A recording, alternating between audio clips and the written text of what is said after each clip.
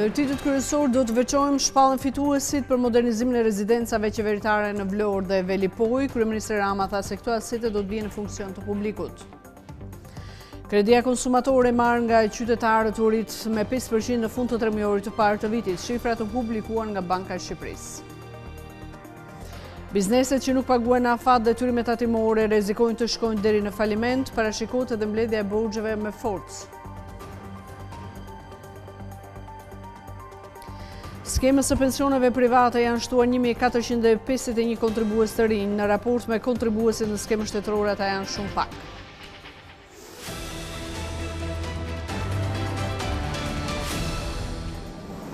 Ishin këto shkurtimisht disa nga titujt kryesorë, një tani më gjerësisht.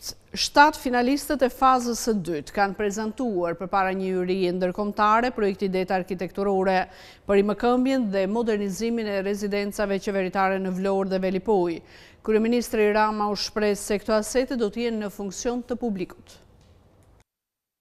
Është zhvilluar konkursi Hospitalit i Albania që ka si synim modernizimin e rezidencave qeveritare, të cilat aktualisht janë struktura të amortizuara. 7 finalistët e fazës së dytë para një jurie ndërkombëtare prezantuan projekti det arkitekturore për rivitalizimin e rezidencave qeveritare, por gjatë fjalës së tij kryeministri Edi Rama u shpreh se këto asete do të jenë në funksion të publikut. Dhe eksperienca e 2 rezidencave këtu në Tiranë na kanë treguar që kjo është rruga për t'i kthyer këto asete në funksione me interes publik dhe nga ana tjetër për t'i rihetëzuar duke e futur shtetin si partner dhe duke i dhënë mundësi sipërmarrjes që i transformojë në burim të ardhurash. Sipas drejtoreshës së Korporatës së Investimeve Shqiptare, Elira Kokona, ky projekt synon jo vetëm rimodernizimin e rezidencave qeveritare, por edhe të jetë një projekt me synim tërheqjen e turizmit elitar në vend. Projekti Hospitalit i Albania është një tjetër provë e këtij përkushtimi, ku ne nuk riaktivizojmë thjesht asetet të nënshfrytzuara, por krijojmë vlera të qëndrueshme të përhershme për ekonominë dhe turizmin shqiptar. Ky projekt synon ripërdorimin dhe modernizimin e rezidencave qeveritare, të cilat aktualisht janë struktura të amortizuara me përdorim sporadik dhe kërkesa të larta për mirëmbajtje. Duke kthyer ato në destinacione ekskluzive dhe tërheqëse për turizmin elitar dhe pritjen e personaliteteve të rëndësishme. Godina të tjera qeveritare, si ato në Gjirokastër, Kukës apo qytete të tjera, do të jenë gjithashtu pjesë e këtij projekti investimi në muajt në vijim. Procedura konkurruese ndërkombëtare për realizimin e projektit të investimit Hospitalit i Albania zhvillohet nëpërmjet 2 fazave, faza e kualifikimit dhe faza e përzgjedhjes. Vizites u shpallën edhe 2 studiot fituese për jetëzimin e 2 rezidencave qeveritare. Ndërtesa në Velipoj u besua studio Sanders, ndërsa ndërhyrjet në rezidencën e Vlorës do të bëhet sipas vizionit që paraqiti studio Prakt. Diskutimet tona ishin të gjata, shumë të gjata. Tani do të shpall fituesit.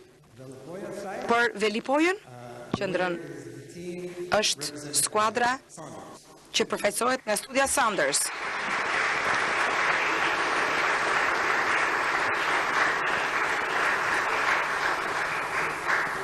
And for the Vlora side, për Vlorën, the winner is the team. Fituesi është Studio Prakt.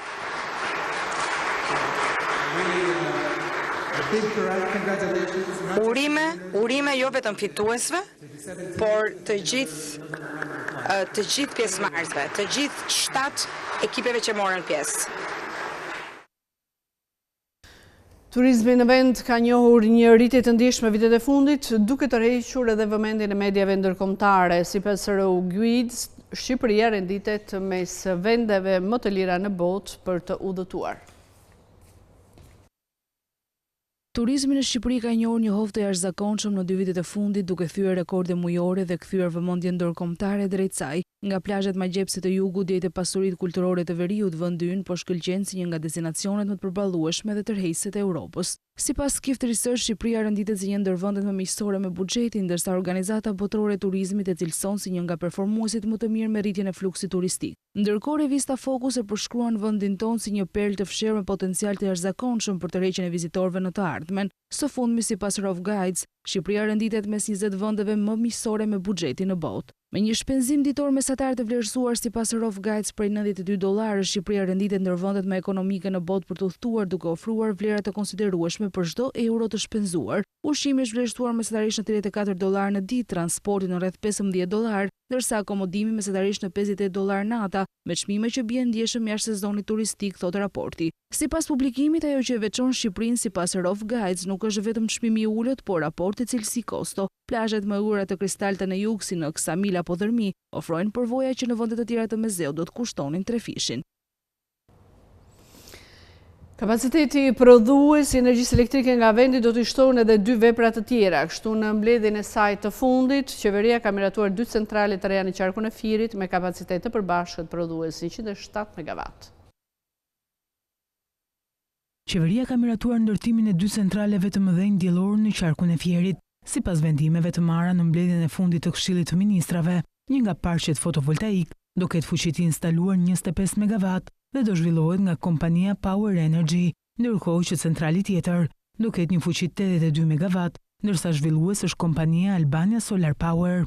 Veprat energjetike nuk janë objekt koncensioni dhe nuk përfitojnë nga masat mbështetëse, çka do të thotë se nuk e kanë të garantuar blerjen e energjisë nga shteti, s'kan lehtësime që lidhen me marrjen e lejeve apo lidhjen me rrjetin elektrik. Sipas vendimeve, afati i pritshëm i vënies në punë i impianteve fotovoltaike do jetë brenda 36 muajve, ndërkohë që afati i operimit është 49 vjet nga hyrja në fuqi e vendimeve të qeverisë. Po ashtu përcaktohet se shoqëritë do të japin falas në formë rente Ministrisë Përgjegjëse për Energjinë, 2% të sasisë vjetore të prodhimit të energjisë elektrike, ose konvertimin e saj në vlerë monetare.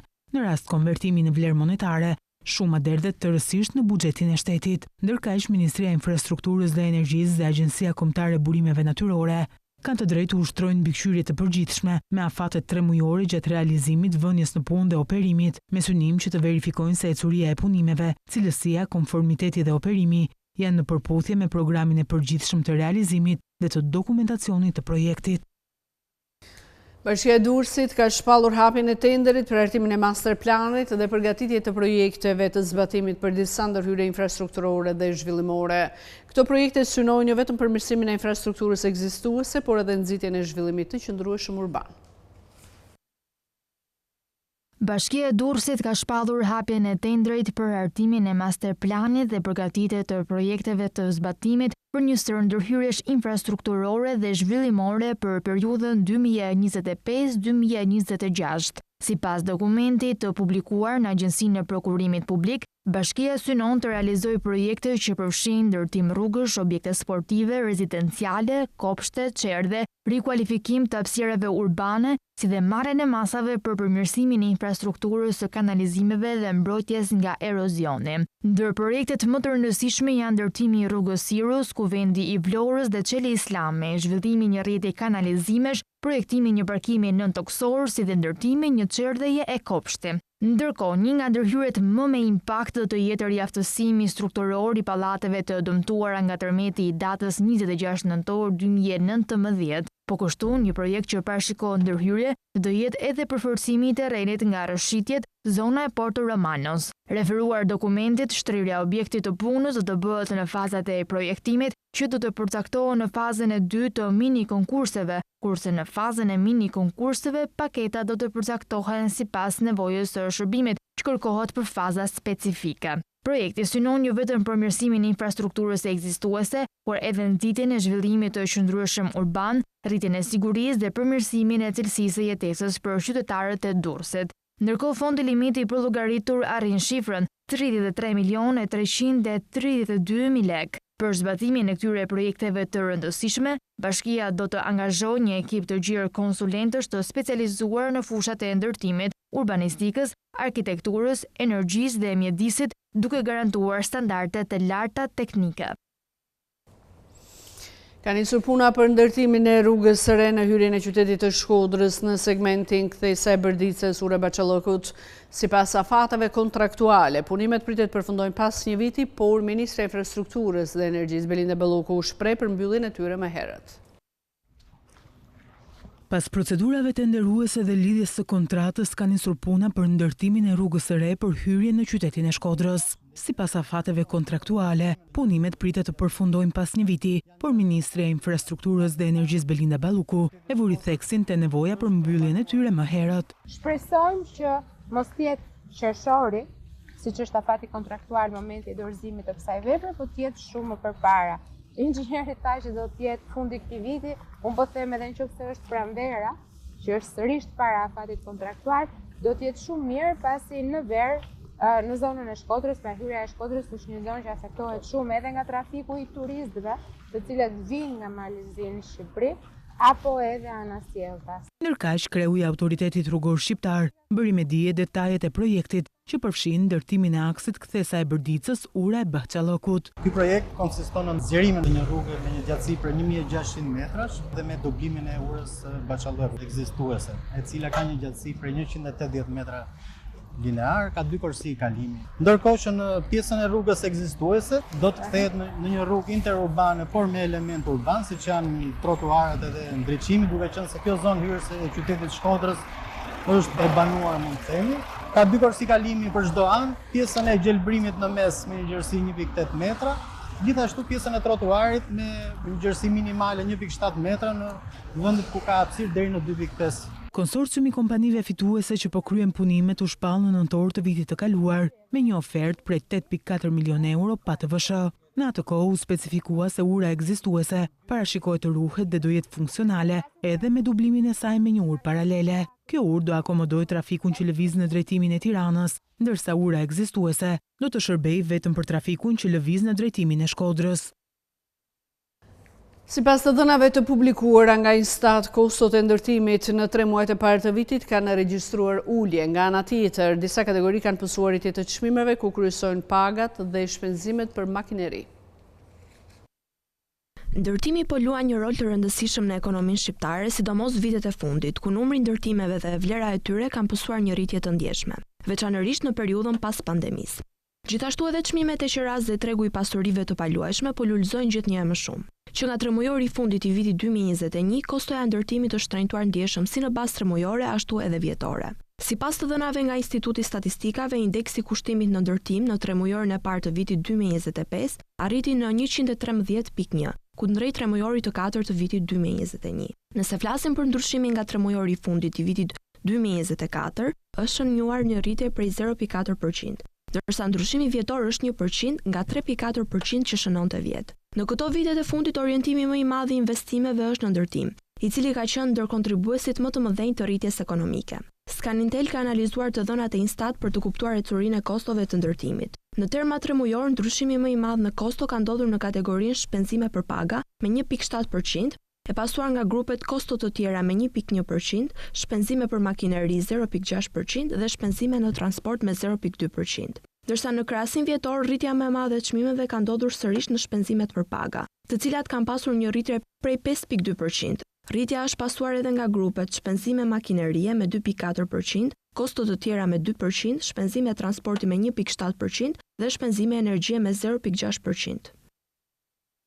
Kredi jo vetëm për blerje banese, por edhe për konsum, sipas të dhënave më të fundit nga Banka e Shqipërisë. Kredia konsumatore marrë nga qytetarët u rrit me 5% në fund të tremujorit të parë të këtij viti.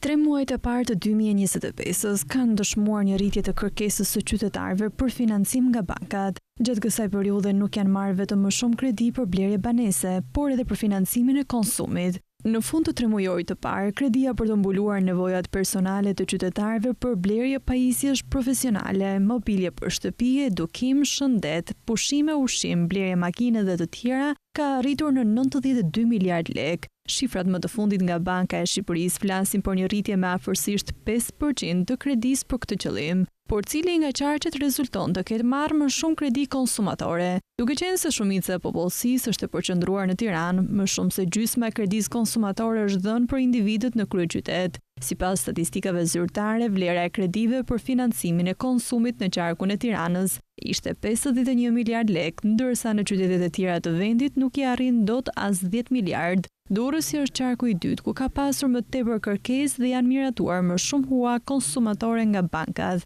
Konkretisht, kredia konsumatore në këtë qark regjistroi një rritje me 4.5% në krahasim me fundin e vitit të kaluar. Ndërkohë, qytetarët e qarkut të Lezhës dhe të Korçës rezultojnë me shumën më të vogël të kredive të marra, përkatësisht me 1.7 miliard dhe 2.6 miliard lekë. Kredia konsumatore u jepet individëve për të financuar lloje specifike shpenzimesh, për të blerë për shembull mallra të qëndrueshëm si elektroshtëpiake, pajisje elektronike, makinë, mobilje, ose për të blerë mallra jo të qëndrueshëm, siç janë produktet ushqimore dhe të tjera.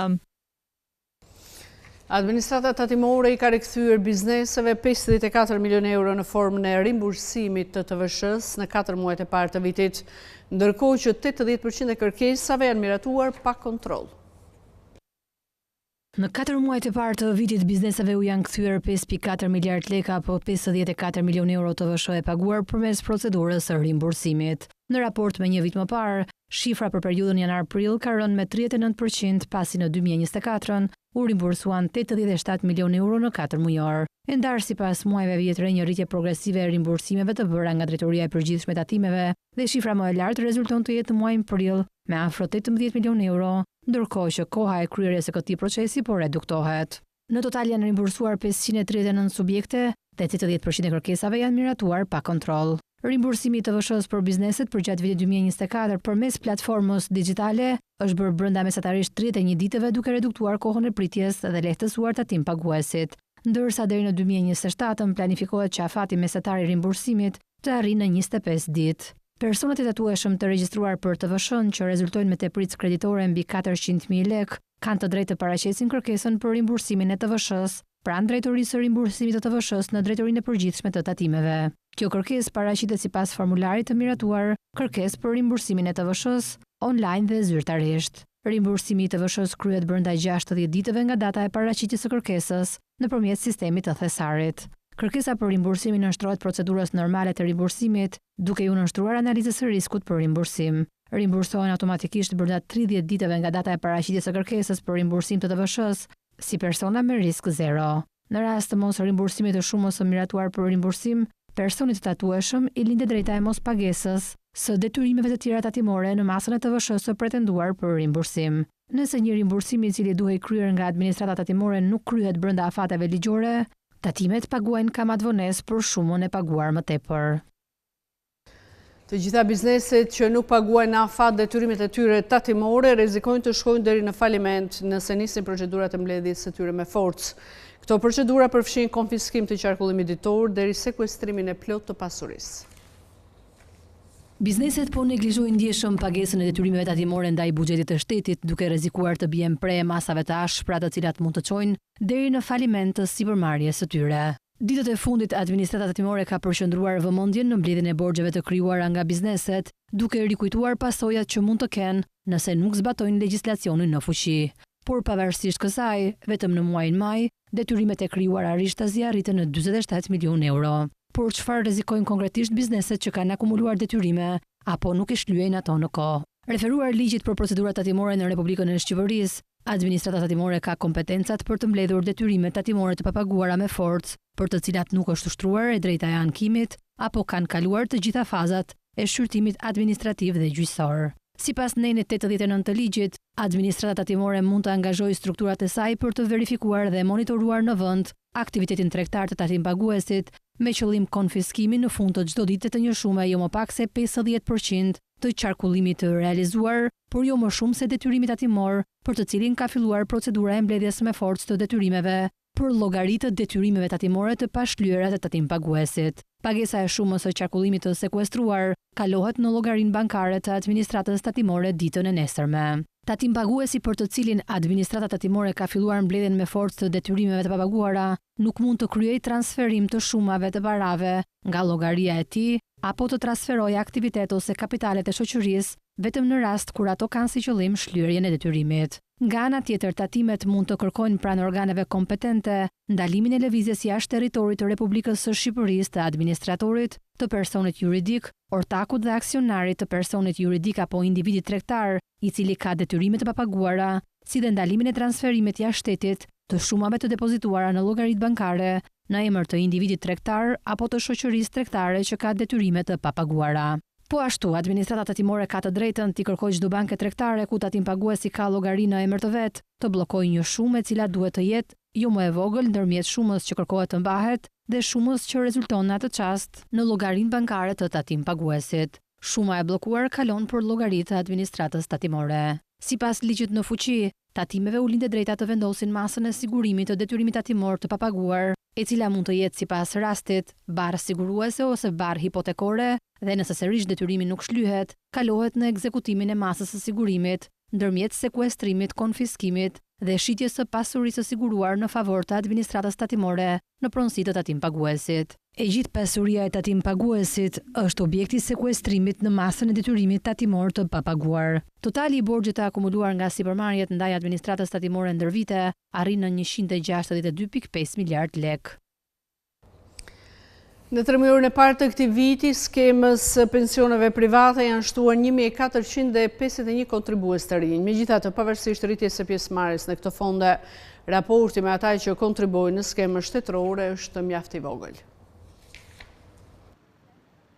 Gjithnjë më shumë qytetarë po zgjedhin që të kontribuojnë edhe për një pension privat krahas atij shtetëror, me qëllim që të kenë një masë më të lartë përfitimin në pleqëri. Të dhënat më të fundit nga Autoriteti Mbikëqyrjes Financiare tregojnë se numri i anëtarëve në fondet e pensionit privat ka arritur mbi 46.000. Në krahasim me fundin e vitit të kaluar, kemi pasur një rritje me 3% të kontribuesve në fondet e pensioneve private. E thëndryshe, skemës së pensioneve private janë shtuar 1451 kontribues të rinj në 3 muajorin e parë 2025. Totali i aseteve neto të fondeve të pensioneve private është 13 miliard lek, vlerë kjo rreth 3.8% më e lartë se në 2024. Paratë që qytetarët derdhin për një pension privat, shoqëritë administruese të fondeve të pensioneve private i investojnë vetëm në tituj qeveritar, pra në bono thesari dhe obligacione, dhe nuk i investojnë në forma të tjera, si për shembull depozita bankare. Sipas statistikave zyrtare, këto shoqëri kanë investuar 8.2 miliard lek në bono thesari dhe obligacione, 28% më shumë se në 2024. Interesi fituar prej titujve qeveritar rezulton 152 milion lek. Qytetarët kanë mundësi që të investojnë paratë e tyre në 7 fonde të pensioneve private, të cilat administrohen nga 4 shoqëri. Pavarësisht se ka pasur një rritje të kontribuesve në skemen private të pensioneve, sërish raporti me ata që derdhin kontribute për një pension shtetëror është shumë i vogël. Përafërsisht, vetëm 5.5% e kontribuesve në skemen e sigurimeve shoqërore kontribuojnë edhe për një pension privat. Në kuadër të reformës së pensioneve, për të cilën qeveria shqiptare po bashkëpunon prej disa kohësh me Bankën Botërore, me qëllim rritjen e masës së përfitimit për ata të cilët dalin rishtasi në pension, është diskutuar që të ndërhyjet në 2 shtylla kryesore, konkretisht në rishikimin e koeficientëve të vlerësimit si dhe në zbatimin e kolonës së 2 që janë pensionet private, pra të bëhet e detyrueshme që një përqindje e pagës së një punonjësi të shkojë edhe për pension privat. Qeveria shqiptare ka investuar 10 milion euro në startupin e Mira Muratit si pjesë e një bashkëfinancimi për teknologjinë e sartmes. Ekspertët e IT-s e cilësojnë këtë si një hap pozitiv, por theksojnë se ndikimi konkret në Shqipëri duhet të jetë veçanërisht në edukim. Një investim prej 10 milion euro nga buxheti i shtetit në startupin e Mira Muratit ka tërhequr vëmendjen si një hap përpara drejt teknologjisë avancuar në Shqipëri. Por sipas ekspertëve të fushës, ky financim duhet të shoqërohet edhe me ndikim konkret në vend, veçanërisht në fushën e edukimit. Qeveria ka bërë një hap të mirë, besoj me një 10 milion euro investim, por mendoj që gjithashtu do të bënte mirë që përveç këtij 10 milionshit të krijonte mundësinë që ky startup i thithë sytë edhe nga Shqipëria, sidomos në learning AI, methodologies në education. Pra ajo që dua të them është bë mirë që investuam te kjo, edhe që support për për këtë startup që duhet jetë goxha fitimprur, sa ta logjikën e kanë bërë. Duhet të presin që të kishte mundësi që kjo kompania të shikojë një mënyrë se si mund të kthejë një pjesë të investimit sidomos në edukim në Tiranë. Thinking Machines Lab u krijua në shkurt të këtij viti me një vlerë financimi prej 2 miliard euro, ndërkohë që sot vlerësohet në 10 miliard euro. Sipas Zoti Nako, investimi i Shqipërisë është modest për të pritur fitim të lartë. Loja në Silicon Valley nuk bëhet për 10 ose 15 milion euro. Flitet kur hyn në këto vlerat e larta, lozin për lozet lartë. Halli këtu është që të investosh në startupet nuk do të thotë të investosh në startupet e Silicon Valley. Që të ndajmë rregullat e lojës, duhet të ngresh ekosistem startupesh në Tiranë. Ky startup erdhi pas largimit të Mira Muratit nga kompania OpenAI në fund të vitit të kaluar, ndërkohë që në themelimin e Thinking Machines Lab janë angazhuar dhe disa inxhinierë IT nga kompania OpenAI.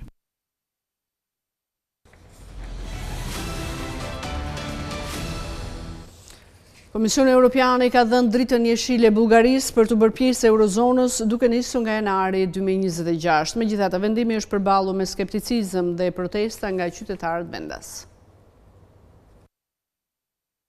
Komisioni Evropian dhe Banka Qendrore Evropiane i dhanë Bullgarisë miratimin për të vendosur monedën euro që nga fillimi i vitit 2026. Në një raport konvergjence që përshkruan se si ekonomia e Bullgarisë përputhet me pjesën tjetër të eurozonës, Komisioni tha se Bullgaria përmbushi kriteret formale të nevojshme për të vendosur monedën që tani përdoret nga 347 milion evropian në 20 vende. Bullgaria, një vend ballkanik që kufizohet me detin e Zi, u bashkua bllokut në vitin 2007 dhe do të bëhet vendi i 21 të eurozonës nga janari i vitit tjetër. Ndryshimi do të lehtësojë flukset tregtare dhe do të japë asaj një vend në Këshillin Drejtues të Bankës Qendrore Evropiane që përcakton normat. Megjithatë, pavarësisht përfitimeve të pritshme, shumë qytetarë bullgar janë skeptik në lidhje me vendimin. Korrupsioni i përhapur, pabarazia e madhe të ardhrave dhe kriza politike 4 vjeçare e shënuar nga një seri zgjedhjesh të parakohshme dhe koalicion në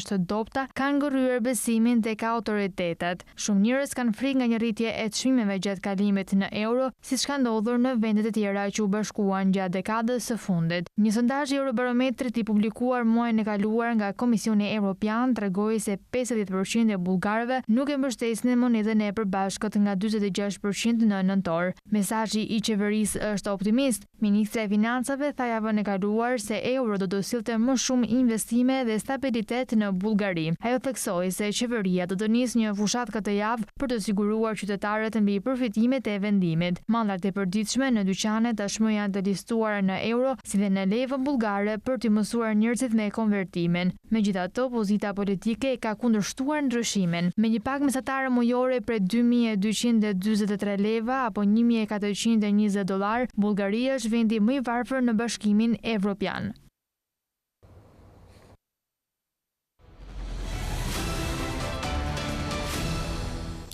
Shtetet e Bashkuara të Amerikës dyfishuan tarifat për importet e çelikut dhe aluminit në 50% duke përshkallëzuar tensionet tregtare me partnerët kryesorë si Kanadaja dhe Meksika. Partnerët kryesorë thanë se do të negociojnë për të shmangur pasojat negative të këtyre masave.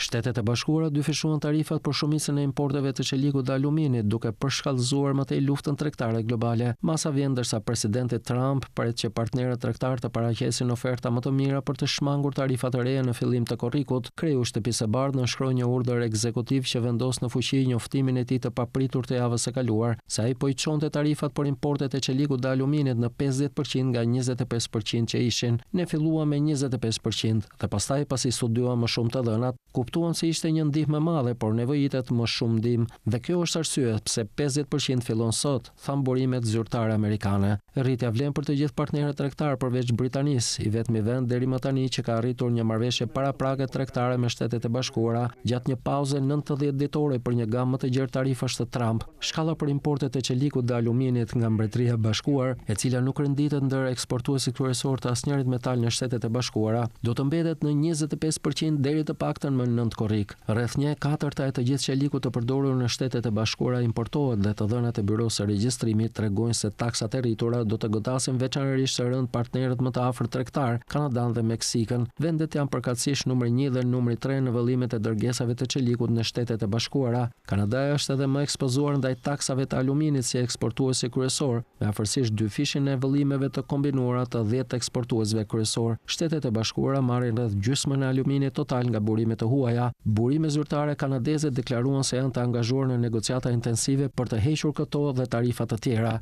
Ndërkohë ministri i ekonomisë i Meksikës përsëriti se tarifat ishin të paqëndrueshme dhe të padrejta, veçanërisht duke pasur parasysh se vendi importon më shumë qelik nga Shtetet e Bashkuara në raport me eksportet. Nuk ka kuptim që Shtetet e Bashkuara të vendosin një tarifë për një produkt për të cilin kanë një tepris, tha ai, duke shtuar se vendi do të kërkojë një përjashtim nga masa. Rritja papritur e tarifave të rënditi tregun për të dy metalet këtë javë, veçanërisht për aluminin, që është shtrenjtuar më shumë se 2 fish këtë vit. Me pak kapacitet aktual për të rritur prodhimin vendas, vëllimet e importit mund të reduktohen vetëm nëse rritja e çmimeve ul kërkesën. Por çfarë ndikimi do të kenë tarifat e qelikut dhe aluminit edhe për Shqipërinë? Ndiqni kronikën.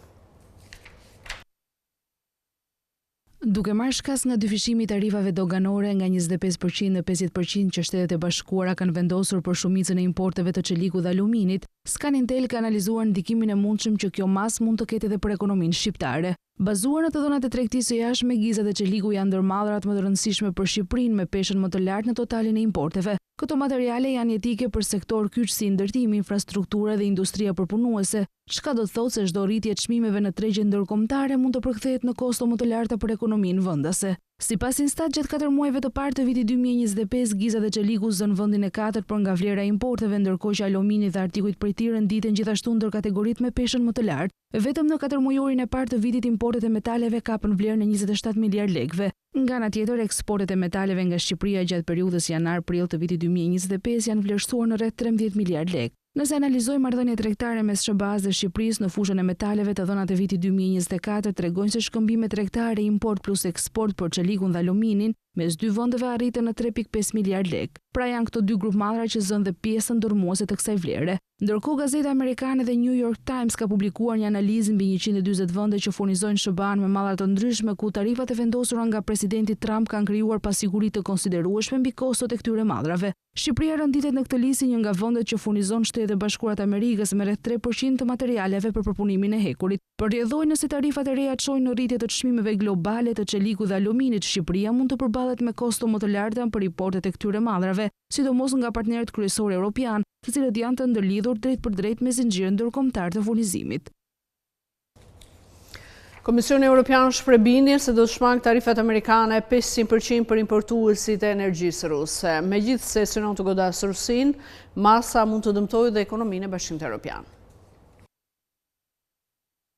Bashkimi Evropian pritet të arrijë të shmangë goditjen ekonomike nga një projekt ligjëri i Senatit Amerikan që parashikon tarifa 500% për importuesit e energjisë ruse. Projekt ligji i promovuar së bashku nga Lindsey Graham, një republikan nga Carolina e Jugut, dhe Richard Blumenthal, një demokrat nga Connecticut, parashikon sanksione parsore kundër Rusisë dhe sanksione dytësore kundër klientëve të saj, në një përpjekje për ta detyruar Kremlinin të hyjë në negociata serioze për një paqe të qëndrueshme në Ukrainë. Graham e ka përshkruar atë si projekt ligjin më të por që ka parë ndonjëherë në jetën e tij në Senat, ndërsa Blumenthal tha se kufizimet gjithëpërfshirëse do të ishin shkatërruese dhe do ta vendosin ekonominë e Rusisë në një ishull tregtar. Projekti ka grumbulluar mbi 80 nënshkrime në dhomën me 100 vende, një shifër mbreslënse mbështetje dypartiake që synon të sigurojë mbështetjen e presidentit Donald Trump. Lideri amerikan deri më tani ka refuzuar të ushtrojë presion të mëtejshëm mbi Moskën, duke shkaktuar pakënaqësimi disa aleatëve evropian, të cilët janë zotuar të ecin përpara me kufizimet e tyre. Presidenti e Komisionit Evropian Ursula von der Leyen u takua me Graham për të diskutuar mënyra të reja presionin mbi Rusinë, duke përfshirë një paketë të re sanksionesh të Bashkimit Evropian që ajo e parapriu muajin e kaluar, si dhe projekt ligjin e Senatit. Presioni funksionon pasi Kremlini nuk kupton asgjë tjetër, tha von der Leyen. Deklarata pas takimit kishte një ton pozitiv, por shmangu dukshëm çdo referencë për tarifat 500% dhe kaosin e mundshëm që ato mund të shkaktojnë në ekonominë e bllokut.